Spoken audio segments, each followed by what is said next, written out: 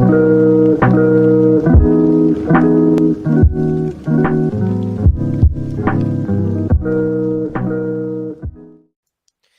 guys, what is going on? RedMaster here, and welcome back to the episode of Cards and Castles and Known Combo. Today, looking at a deck that you guys are probably familiar with if you have been around for some time, and that is the Crusader Pirate Knight deck. Originally, this was, a format that back in the day, if you all remember Tempo Knights, that was a big thing. It has, the Tempo Knight aspect has kind of died down a bit. Knights in Crusader Pirate, can still exist. However, the tempo part has been long since removed. But I decided to just jump back into, those colors specifically for Knights. I've been working with a lot of, Warlock Crusader Knights, past few Knight decks. And I wanted to kind of take a look back into the Pirate Crusader ones. So let me just go ahead and show you guys what I got cooking for this this deck, which, of course, most players should be familiar with at this point. But let's go ahead and take a look. Alright, so here is my list for Pirate Crusader Knights. Now, obviously it's a pretty straightforward list if I'm going to be honest here. Things that you see already in a lot of decks like Hovel, Fat Bard, Lumberjack, Armory, Execution, Craxus. They are all in here. I mean, pretty much that's kind of the most straightforward elements of Pirate Crusader that make them powerful. So they're, of course, doing well in here. But, of course, the Knight twist of this deck comes in the fact of, you got Questing Knight in here, Cleric, Luminaris, and Genevieve at max. This is kind of what makes the deck slightly unique. I do, know some decks that kind of emphasize the stables a bit more to kind of throw their twist into it. Overpower the Knights by putting in stables rather than maybe armory, or kind of throwing both there to make it just overflowing with Knight stats. I do think that's an interesting idea, but I don't really go with the stables in my opinion. At 4 gold, they're kind of in an awkward place here. Like, I would rather play the armor for 4 gold to have a global buff rather than an archetype buff with the stables. So I personally stay away from stables, although I was experimenting with a bit here. If you guys want to experiment for yourselves, I made the Dagger Storm easily substitutable for stables. If you guys want to take that route, or Armory for stables, that works too. But honestly, stables is sort of in an iffy place for me, so I don't necessarily go towards it. But other than that, the playstyle is pretty standard. You're just following the curve, honestly, wherever it kind of comes. I did throw in a couple of cards I think work well as well. Overall, cards like Scope, Minotaur, those should be able to help you out. Hand of the Saint for your healing. You do want to run at least maybe 1 or 2 hands if you are running Crusaders. Definitely helps to keep yourself in the game, especially past sudden death. And then I did throw in Maddie because I do like, I have been liking Maddie more and more with the whole random mage thing. I know some people might not have Maddie though, so in that sense, if you guys want to throw in stables, you can definitely do so where Maddie is, maybe if you don't have it. But if you do want to stay in the 3 gold range, I'm thinking here what could be. You could throw in the Blacksmith too, maybe where that is. Get a lot of overarching buffs for your units. Maybe Inspired to kind of keep your unit count a bit healthy. That too is a great option. So where Maddie is right now, Inspire or Blacksmith can work. Maybe even where Fat Bard is too. Although probably with Bard, I recommend Blacksmith more because you probably have you might have him more than you might have what you call it. I just forgot the card. I don't remember. Whoops. That's just great commentator, RedMaster. Great commentator. Oh, you also have Wizard here. I always forget he exists. You could probably throw in Wizard for Maddie, and then Bard for Blacksmith if you guys don't have that, yeah, Inspire Wizard for where Maddie is, Blacksmith or Bard is. Straightforward, very simple. Why did that take me so long to say? I have no idea. But yeah, I mean, pretty straightforward, I think. Nothing too out of the ordinary. The Max Genevieve and Luminaris should put more of a Knight twist into it. Of course, you got Cracks to support, Execution for hard removal, all those good things. Horseman too. I've been notorious to just kind of ignore Horseman. Not the strongest forge up I can throw in there, but hey, adding a bit more Knight aspects into this, I just kind of went with Horseman. just see where he went. So, and he works out pretty well in here at least. So, might as well keep him in there. But anyway, that's enough of the I guess deck portion of it. Let's go ahead and get into the actual gameplay. See how this deck does, and jump into match number 1. Alright, match number 1 here. I have 2 hovels. Let's just go ahead and keep that. Always a strong start to see. You're not going to help me in the slightest at this point whatsoever, so thank you for showing up. Probably the game plan here, get down these hovels as quickly as can be. That tells me pretty much dragons. Crusader Viking probably going to point to dragons. He can't get that Ice Drake out quite, yet. So I can probably afford to, that's a Faithful Drake. How you doing, buddy? Huh. I'm not drawing my questing knights. Instead I got another Luminaris, because, you know, why not? Why not just bring out more fun? Yep. There's the Ice Drake. Alright. So Ice Drake gonna show itself here.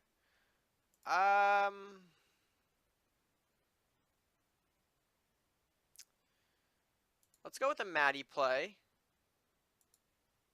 Oh dear lord.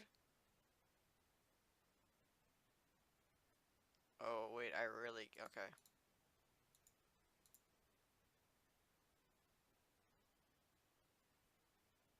Alright, let's hope this man does not have a lightning blade for us. Because that would be the big bad. And I'm talking like the exponential bad at that point. I mean, we can work with the Acolyte. We can do some things with it. We'll bring out the Headless next turn, which should do some work for us. Ice Drake gonna hit the Rat. That's an interesting choice. Oh, because he has a Horseman of his own, which takes out the Hovel. Not sure that was the intended target. We know what, we gotta give him props for trying. So let's see here. Acolyte hits this guy, so that way our Headless can do something. Alright. Doesn't hit the target that we necessarily want it to, which is fine. Let's throw the zombie up here. Wherever we throw it in sort of this range, we won't be able to protect our Acolyte, thanks to Faithful Drake's flying. So if he can kill it, he'll kill it. We'll see what happens. Dragon Crest, okay. Alright. Not necessarily the best option for me to see right now. Alright. We're gonna give this man some cards. But hopefully it's just worth it. And we'll move these guys forward a bit. Questing Knight takes you out. Set the Bard up to potentially put down our second Hovel and end the turn. I had to give him 2 cards off of that Faithful Drake, so that was a good use of the Dragon Crest Shield. Although now I'm flooding him with 2 zombies, and all he's got, at least I know he's got a green Drake in there from another Dragon Search, which might be difficult to summon here to really get some value out, especially since that is being, you know, taking up 5 gold. It's going to be a lot. Plus these zombies, of course, are 3/3. Another Dragon Search to bring out the Ice Drake. Alright, that's fine and dandy, which will actually be played. Alright. I'm probably just going to trade with 1 zombie, right? That's actually, yeah, alright. I can bring out another zombie, I think, and that's what we are going to do here.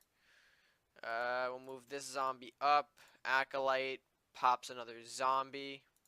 I will place him down here just to avoid any sort of lightning. And then do I want to bring out the Elvish Thief? I could. You know what, I am. You know what, I just am. It's probably better that way. I'll place our Question Knight a bit more aggressively to kind of make more of an impact. We still know he's got that green Drake. I don't think that's going to be really helping him, though, anytime soon. I mean, what else could he possibly play? The colors of, you know, Crusader Yenneroth, you do have things like, well, I said the factions of Crusaders and Yenneroth. Yep, because Yenneroth is a faction, boys and girls. I can pull out a Lumi play if I wanted to. That doesn't seem worth it at all. Nah. You know, instead what I can do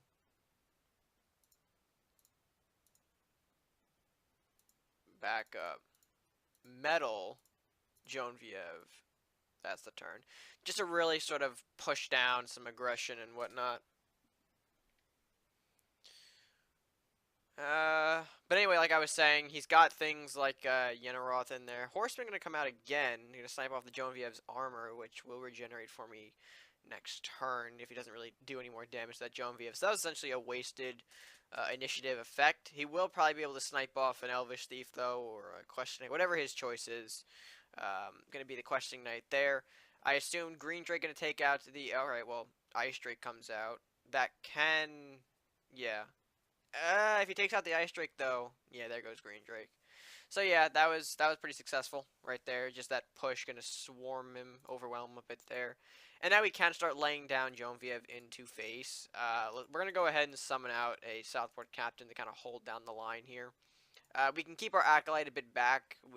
I don't think we really need to bring him, the Acolyte forward just yet. Maybe for a finishing blow, but you know, our Acolyte's sort of acting right now as our sort of I guess our backup plan per se, because right now we're doing pretty well pushing forward. We got the Rat Train assembling up here.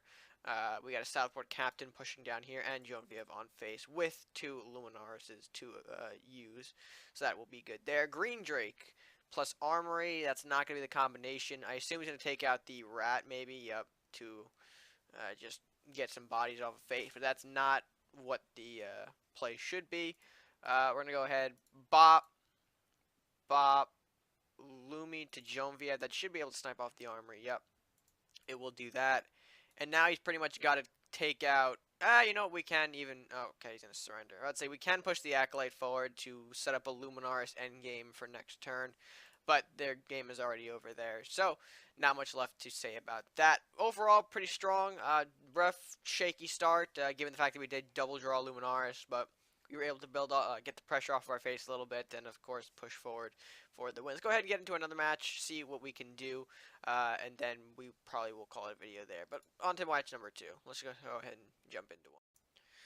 Alright, and speaking of number 2, our hand does not look super pleasing. I'm going to keep the Bard as sort of our last resort here, but we do get some good things. Cleric, Dagger Storm, Horseman, all, again, decent pulls. We're going up against what looks to be Warlock Crusaders, so right now my mind is going to potentially Last Will. Not super sure about that, but we will, of course, see when the time comes. Let's do that. He did throw out a Salahar. You know what, I'm feeling bold. I am feeling a bit bold here. Gonna go for the early Rat Hovel, because we can. I do have Dagger Storm in case things go south, so I'm not super worried about the Hovel. I just hope that we can keep this, at least for the one turn, to put this rider off of the board. And then, of course, work on whatever he's got coming next. Lumberjack, alright. Still nothing we can't handle. I don't really think I need to use the Dagger Storm yet, even. Let's go and see where that hits. Gonna hit Hovel, alright. Not too bad. I'll let him take another swing with the Lumberjack, but then next turn we can Bard and potentially save our Rat from dying. He's actually going to pass his turn 3. Not something you see quite often, but we're going to go ahead and take advantage of that. We'll block with our Rat here, put the Bard up here for another Hovel play, and that'll be the end of our turn there. Turn 3, though. I don't really see a lot of people passing that. This is a pretty crucial turn. Oh, Blaze. Yeah, that'll do it. Alright, you got me there with the Blaze. Although, is the Lumberjack going to come and hit? I really don't think you should be afraid to walk into, you know, the face and just smack it for one. I mean, I do play Crusader, so I do have the heals to counteract that hit eventually, and even Cleric's probably going to counteract the that hit too, but I don't know, he's really kind of saving that draw, which apparently he now doesn't want. Or now he does want, yeah. Which is, you know, not... You do you, buddy. You do you. Although, what is he going to follow up with, though? Flamestorm? Alright, a bit of a... Okay. Cleric wipe. So we did get rid of Cleric with that. Interesting, but... Yeah, I guess. Alright. We're going to do a little something... you know, new here. I'm going to play my remaining 2 hovels, both, well, one of which a bit more aggressive than the other, which normally, you know, not super strong. Blaze again, Jesus. This man really likes his Blaze, huh? That Lumberjack's gonna die no matter where you put it. Unless you're keeping it, like, back here, that Lumberjack's dead. Alright. Fair. Never mind. Shit. Called that too soon. Alright. Follow it up. He does not have the burn to handle all of these threats. He's gonna have to do a little bit of prioritizing here. What does he want to wipe first? Hovels, Cleric. I think his intention is probably going to be to wipe out Cleric without doing as much damage as possible. Right now, I'm looking for castle heals, I think. Especially in a match where burn is pretty prevalent. I don't want to... I want to get my castle up to a good point. Good health standing, if you will. Okay. I mean, yeah, that's one way to draw a card. Fear. That's another way to draw a card. Alright, this needs to work out very well, I think. Hey! Nope. How many do you have? 2? Perfect. I'll give you one more card, but that's it. Well, 2 cards, because the Lumberjack is also dying. Alright. I mean, I guess the Horseman was good on face. It is another 3 damage. Puts us closer. Big boy Craxus. No, thank you. That's going to give him a lot of cards. That's what I didn't really want to see, but... I mean, I guess it can't be ignored. I need to move in my Cleric, or else things are going to get rough. There's a Hands of the Saint, so now I guess we're fine if it doesn't heal Castle, but it will anyway. At this point, I'm going to have to start... Do I want to start pushing things down? I don't want to, but I technically have to at this point. I want to push all that I can. His hand's going to fill up too, so that should be something interesting. Okay, Dragon's Fire exists. It exists pretty heavily. Although I've hit my Cleric again. Genevieve has the resolve. I'll tell you that much. Yeah, he'll go for Cleric. Although he's only going to draw, you know, a few cards. Why does Craxus have Deflect, by the way? Just a weird thought, folks. Why does Craxus have Deflect? I wonder why. Because it makes him such a pain-in-the-ass card. He's got a lot of things going on for him.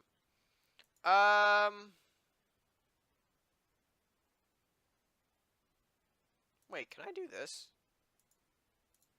Yeah! Oh, I can do that. Sweet. Down goes Craxus without drawing more resources. In before he's got another one. At this point, I think he's got to at least devote a card to healing. Hand of the Saint, he's got to have that in his massive hand. I don't see him not having it. Anytime now. Or Arbiter. Arbiter's a thing. But Arbiter is like, yeah, you don't have targets to hit though with the Arbiter. Except maybe a Hovel. I can see him taking out a Hovel for sure. But then Arbiter is also 9 gold. Andrew, alright, he's got to follow that up with something then. Last Will, alright. That confirms Last Will then. But the question is, do you have any more to use? Oh, I guess the Arcanon General also probably confirmed Last Will. Although Arcanon was kind of just there. He only did draw a card. Well, 2 with the Lumberjack. Arcanon was a draw machine on that turn. Anyway, he threw out the Andrew. Looks like he's going to drain life on a Hovel. My Genevieve still has Resolve, so even if he does smack this Genevieve, he's not going to, yeah. He's not going to get a lot out of it.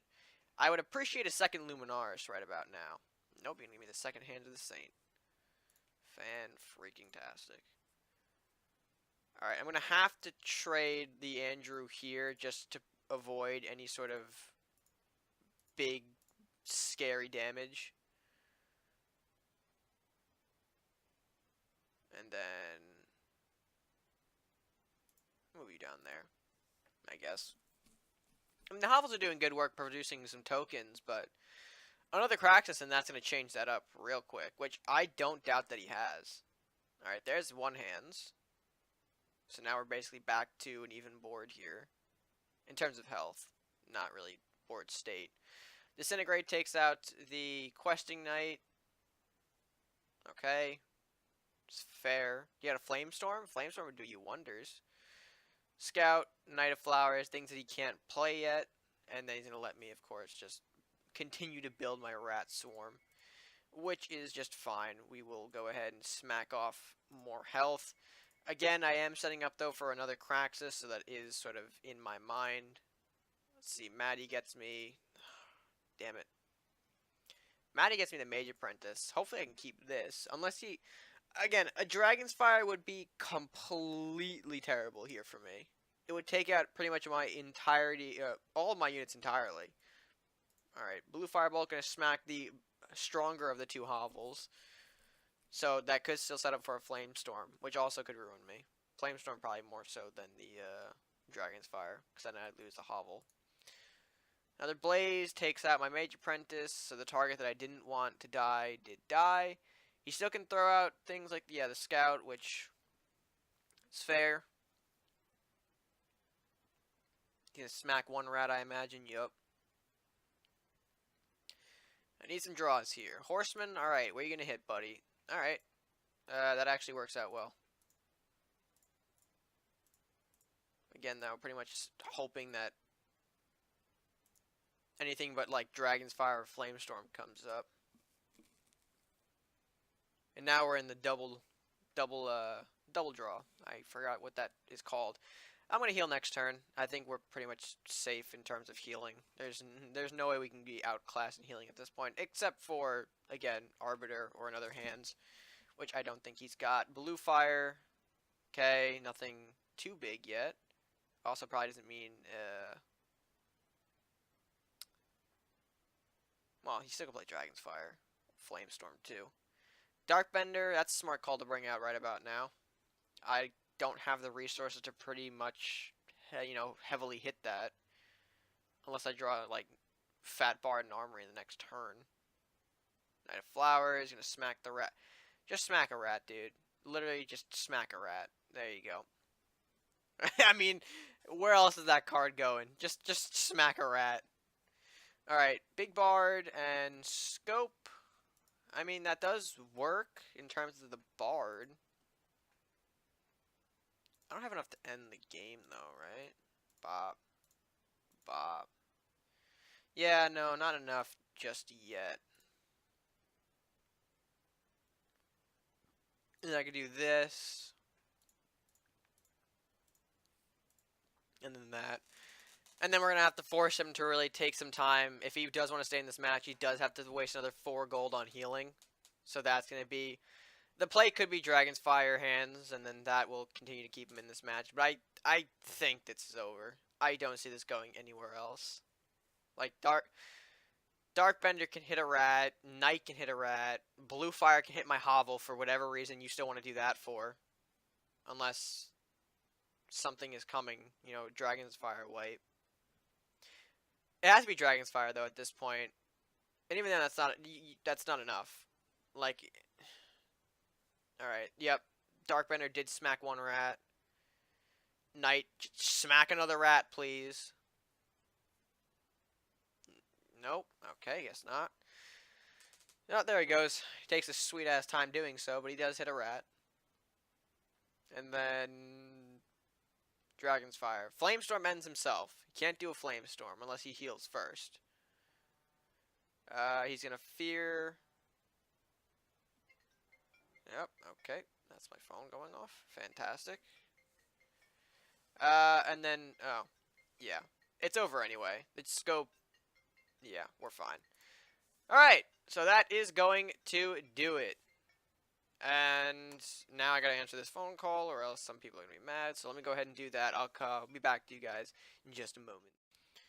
Alright, and with that being said, that's pretty much going to do it for the video. If you guys did enjoy it, be sure to hit the like button, share everything, and comment down below your thoughts on how you think this deck did.